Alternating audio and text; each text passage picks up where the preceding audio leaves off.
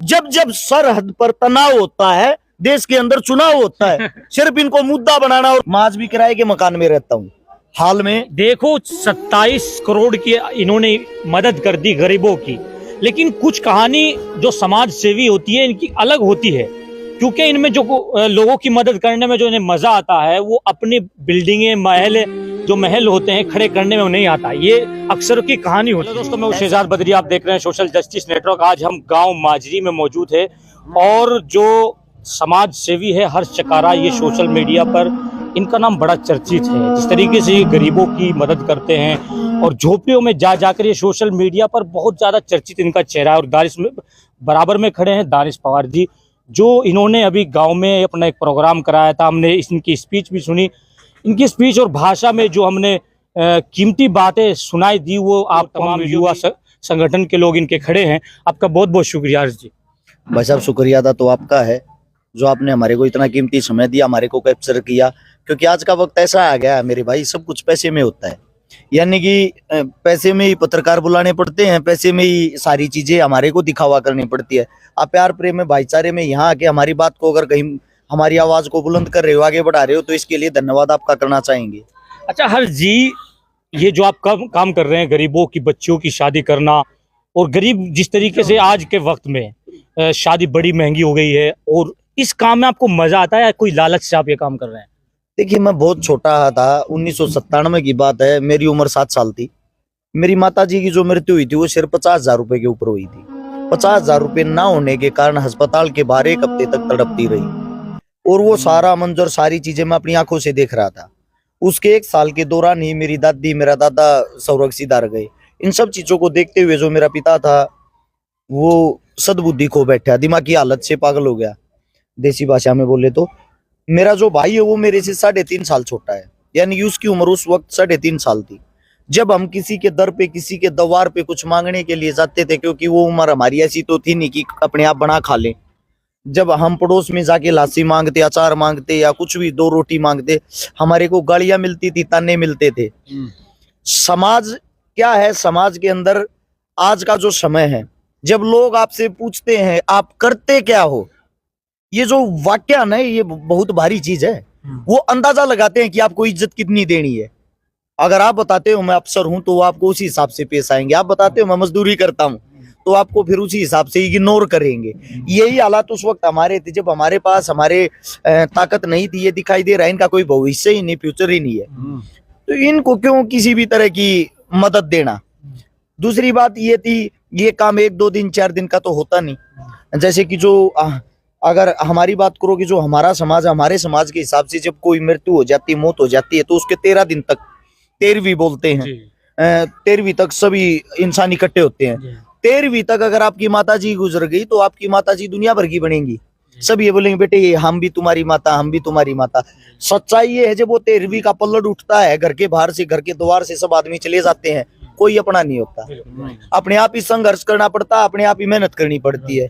तो उस वक्त उन हालातों से मैंने एक चीज सीखी थी, अगर मालिक ने कभी मेरे को स्ट्रोंग बनाया, मेरे को मेरे पैरों पे खड़ा किया, मैं कभी किसी गरीब को परेशान नहीं देख पाऊंगा। उन चीजों को देखते हुए 2011-12 का दौरा आया, 21-22 साल हमारी उम्र हो गई थी, तो उसी के दौरान हमने ये चीजें देखी कि अब हम ताकतवर हो गए, हमारा संगठन हो गया, भाईचारा हो गया। उस भाईचारे के साथ मिलके एक सामूहिक रूप से हमने मददें करनी शुरू कर दी। वो करने में हमारे को खुशी होती थी, संतुष्टि मिलती थी। फिर वो करते करते हम 2015 में पहुंच गए। 2015 में मेरे को मेरे एक साथी ने फेसबुक बना के दी। अच्छा, वो फेसबुक जब बना के दी, अच्छा आपकी एक बात रोकेंगे, जो इन्होंने फेसबुक का नाम लिया, अब आप ये मिलियन में जो है फॉलोअर्स हैं, जो ये मान के चलिए आपकी पूरी टीम है। 2000 कब में आपकी जो है आईडी बना के दी फेसबुक की? 2015 में। 2015 में फेसबुक की आईडी बना के दी। 2016 में हमारे हरियाणा में चला था जाट आरक्षण। उसके दौरान सोशल मीडिया पे वीडियो का ऑप्शन आया था। सबसे पहले वीडियो मैंने डाली थी, मैंने लोगों को बताया था आप खाली फोटो नहीं, वीडियो भी डाल सकते हो। उसी वक्त लाइव का ऑप्शन आया था 2016 में। फिर हमने पहली मदद मैंने की, एक कोई किसान था जिसके दोनों हाथ यहाँ से कट गए थे करंट के कारण। उसकी 6 या 7 खाली बेटियां थी, गरीब परिवार से था। करंट के कारण ये हादसा हुआ तो किसी की समझ में नहीं आ रहा था इसकी मदद कैसे करें। उसकी मदद के तौर पे मेरे दिमाग में पता नहीं कैसे क्या है, मैंने वीडियो डाल दी। और उस वीडियो से उसकी 22 लाख रुपए की मदद होगी। वो 22 लाख रुपए की जब मदद हुई, उस मदद के कारण 60% लोगों ने मेरे को गालियां दी कि आप कोई मदद कर रहे हो तो इस चीज का दिखावा क्यों करते हो। 40% आदमियों ने ये कहा कैसे भी कुछ भी हुआ, एक जरूरतमंद को पैसे मिल गया, अच्छा ही काम हुआ है। उसके बाद फिर एक फौजी था हमारे देश की शान, जिसकी सरकार की तरफ से कोई मदद नहीं मिल रही थी, वो शहीद हुआ था, उसको शहीद का दर्जा तक नहीं मिल रहा था। ऐसे ही कुछ झोल थी वहां, बड़े बड़े नेता मंत्री जाके उनका मजाक बना रहे थे, हम ये कर देंगे, हम वो कर देंगे, किसी से कुछ नहीं हुआ। फिर मैंने वो मदद जब करी ना, तो उनके खाते में 1 महीने में 60 लाख रुपए की मदद होगी, साथ में सरकार की तरफ से 45 लाख रुपए भी आ गए, और शहीद का जो दर्जा वो भी मिल गया, और उनको जमीन भी मिल गई उस चीज के लिए। मैंने देखा सोशल मीडिया में इतनी ताकत है तो इसका दिखावा करना चाहिए, लेकिन दिखावा करना चाहिए अच्छे कामों का। उस चीज को देखते हुए एक आपके ये एरिया की बात बताता हूं मैं। आपके यहीं पे हरिद्वार जाते टाइम, मेरे को याद तो है नहीं क्योंकि मदद इतनी कर ली, कोई चीज याद नहीं रहती, कोई कालू कालू करके नाई जाति से था, गरीब हा, वो 1 रुपया उसको कोई दे देता, कोई 2 रुपए दे देता, खुले सिक्के दे देता। वो बसों में आने जाने वाले यात्रियों के लिए पानी पिलाया करता। उसकी उम्र 80-85 साल थी। मैंने उसकी वीडियो डाली, उसकी वीडियो से कोई लाख रुपए आए। फिर कोई इकबाल डॉक्टर था, शायद इकबाल नाम का, इसी साइड का डॉक्टर, फिर वो मेरी वीडियो देख के वो भी वहां पहुंचा, उसने भी वीडियो डाली।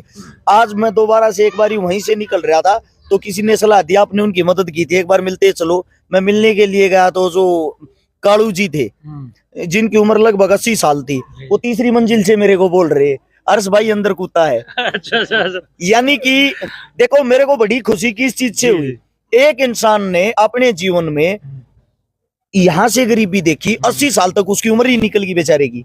80 साल में जाके इत्तेफाक से, पता नहीं मेरे दिमाग में क्या है, मेरे को देखा, मेरे को बड़ा दुख हुआ, दर्द हुआ, इस उम्र में एक इंसान इतना दुखी। मैंने उसकी मदद कर दी, मदद से वो पॉपुलर हो गया, पॉपुलर होके उसके बच्चों की भी मदद होगी, उसके बच्चों का इलाज भी हो गया। घर में ही तड़प रहे थे, खाने के लिए 2 वक्त की रोटी नहीं थी, और वो कहां से कहां पहुंच गया। वो जहां पहुंचा हुआ था उससे मेरे को बहुत ज्यादा खुशी हुई। और एक और सच्चाई बताता हूँ मैं आपको, मैं आज भी किराए के मकान में रहता हूँ। आज भी सर मैं आपको बता दूं, मैं सरकार को हर महीने मंथली जो टैक्स होता है जो अपने काम का, लगभग मैं 3 से 3.5 लाख रुपए देता हूँ। अब मेरी कमाई का अंदाजा आप लगा सकते हो, 3-3.5 लाख रुपए उनको देता हूँ तो 2 रुपए कमाता हूँगा।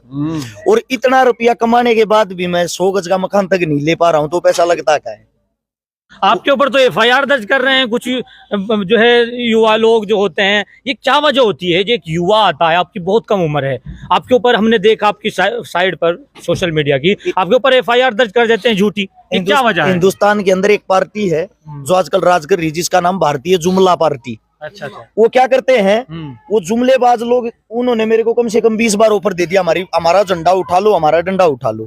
हमने कहा जब तक दम रहेगा, जब तक हमारे अंदर सांसें रहेगी, हम ये झंडा डंडा नहीं उठाएंगे। उसकी सजा ये है। उसकी सजा क्या है?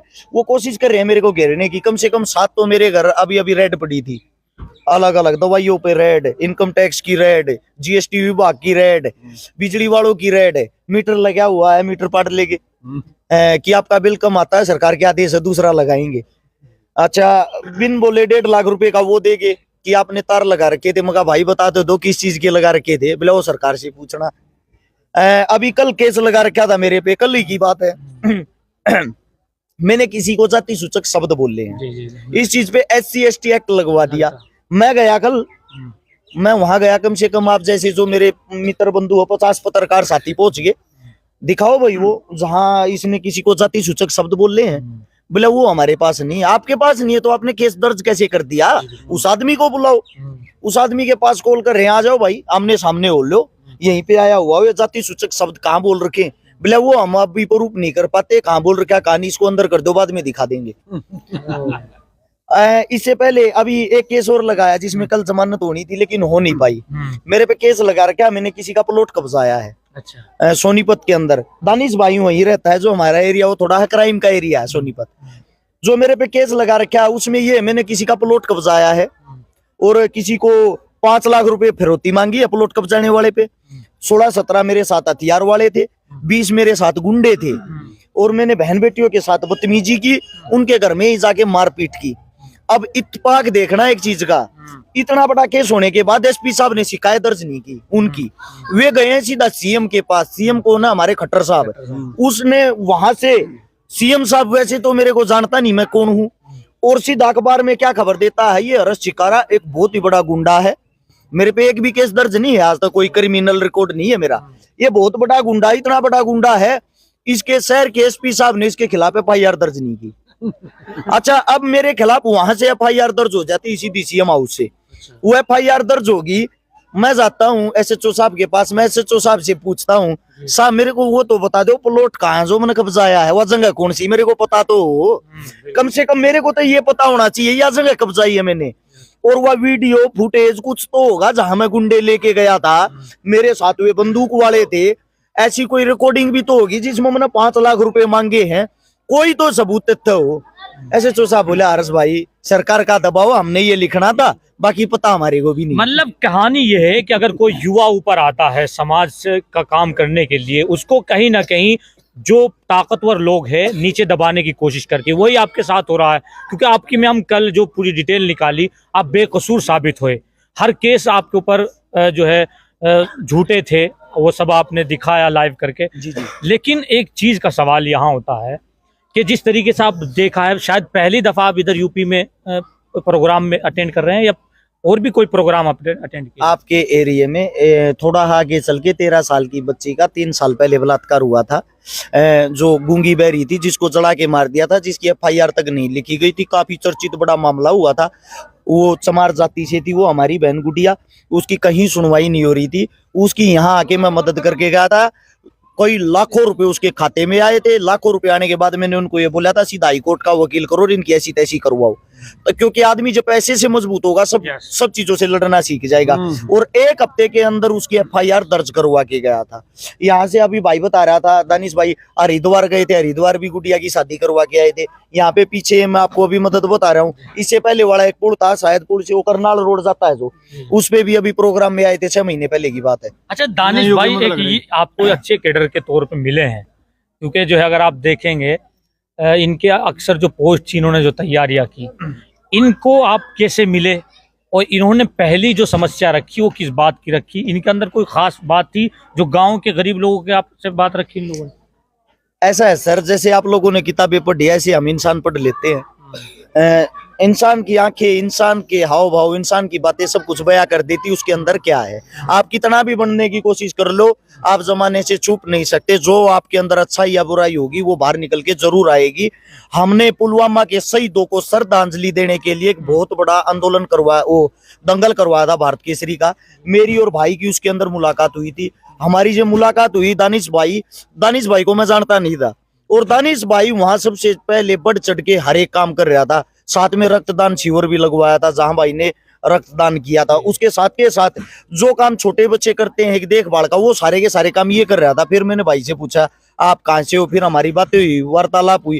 फिर कई दफा ऐसा हुआ कि हम मदद करने गए, भाई जैसे कि पहुंच तो नहीं पाए, लेकिन भाई का सहयोग हर चीज में रहा, चाहे वो 500 रुपए का हो चाहे 1100 रुपए का हो। बूंद बूंद से सागर भरता हूँ, 500 1100 से वो 27 करोड़ रुपए इकट्ठे हुए, आपकी जेब से, आपकी जेब से, हमारी जेब से। अच्छा दानिश भाई, कोई लालच तो नहीं है जब भाई से, या फिर किसी की सेवा के लिए आप जो है इनके साथ लगे? क्या वजह रही है? भाई की कौन सी बात पसंद आई आपको? दानिश भाई को लालच है, दानिश भाई को लालच है। मैं जवाब देता हूँ इस बात का, दानिश भाई को लालच है भाईचारा जोड़ने का। क्योंकि दानिश भाई वहाँ सोनीपत रहता है। आपका जो एरिया है और हमारे एरिया में क्या फर्क है, वहाँ हिंदू मुस्लिम नहीं है, ठीक है। कहाँ मीडिया तो दिखा रहे यार, हर्ष भाई मीडिया तो कह रही है हिंदू मुस्लिम फला, ये हिंदू फला सोनीपत का कहाँ दिखा रही है? आप लोगों का दिखा रही है, उत्तर प्रदेश का दिखा रही है। हिंदू मुसलमान को काटने वाला, मुसलमान हिंदू को काटने वाला। शाम के 8 बजे खबर देखोगे ना, एक दूसरे की गर्दन पे तलवार रख के ऐसे दिखा रहे हैं, अगर बाथरूम तक गए कहीं गर्दन कट के ना पड़ जाए। आप जमीनी सतर पे बताओ मेरे को, मैं हर जगह जाता हूँ, ऐसी कोई जगह ही नहीं जहाँ मैं नहीं गया हूँ। जयपुर के अंदर 2.5 लाख मुसलमान साथियों का ग्रुप है, मेरी टीम है वो। इतना वहां के जो मुसलमान आपस में एक दूसरे को नहीं जानते, मेरे को जानते हैं। फिर ऐसे युवा भी तो सामने आते हैं ना, फिर हिंदू मुस्लिम पे होता क्या? ये लोग जानते नहीं है टीवी की बात को। मैं बताता हूँ क्या होता है। टीवी वालों को इतनी घूस दी गई है कि जहां भी हिंदू मुसलमान दिखाई दो वहां बाल की खाल बना दो, उसको पीस के इतना जबरदस्त तरीके से पेश कर दो, जब तक उसकी सच्चाई सामने आए, उसको लोगों को उसके बाद की जो चीजें हैं गलत सही का पता लगे, तब तक तो आतंक मच जाए। यानी कि लोगों ने रोजगार ढूंढ लिया। अच्छा, आप लोगों ने एक चीज देखी, डिबेट होती है, डिबेट में हिंदू प्लस मुसलमान को बैठा देते हैं। वे दोनों ऐसे होते हैं, दोनों साइड के मूर्ख है। मुसलमान तो उस हिंदू को गालियां देगा, उसकी कमियां बताएगा, हिंदू उस मुसलमान को गालियां देगा। क्या आज तक एक भी डिबेट के अंदर उन दोनों की तरफ से किसी ने भाईचारा जोड़ने की कोशिश की? क्या आपने कभी ये देखा है उन दोनों ने कभी शिक्षा, स्वास्थ्य, रोजगार के ऊपर चर्चा की हो? नहीं की ना। हमारा देश जा कहा रहा है? हमारे देश में क्या दो ही मुद्दे हैं, हिंदू मुस्लिम, किसी की किसी के साथ लड़ाई नहीं। देखो एक बात देखो आप, हिंदुस्तान जिस वक्त गुलाम था, इंडिया गेट के ऊपर आप जाना, मैं कहता हूं पर्सनली तौर पे एक बार जाना, वहां पे नाम पढ़ने शुरू करना, शहीदों के नाम लिखे हुए ऊपर से नीचे तक, वहां आपको हिंदू का भी नाम दिखाई देगा, मुसलमान का भी नाम दिखाई देगा। तो आप ये बताओ, ये जो देश है, ये देश हम सब से मिलके ही तो बना होगा। दूसरी बात, जिन मुसलमानों को ये कहते हैं मुसलमानों ने हमारे पे आक्रमण किया, मुसलमानों ने हमारे को धोखा दिया, मुसलमानों ने हमारे साथ ये किया, वो मुसलमान हमारा था ही नहीं। आप लोगों को पता है मुगल कहां से आए थे? बाहर से आए थे। बाहर से आके हमारे पे उन्होंने अपना हक जताया, बाहर से आके उन्होंने हमारे पे क्रूरता की। आपको नहीं पता हो तो यहाँ के सच्चे मुसलमान ने, एक भी मुसलमान ने उन मुगलों को अपनी बेटी तक नहीं दी, क्योंकि उनको बाहर का मुसलमान मानते थे, वो हमारे थे ही नहीं। तो आप गलत किनको कह रहे हो? गलत उनको कहो ना जो आपके आका थे, जो बाहर देश से आए थे आपके ऊपर।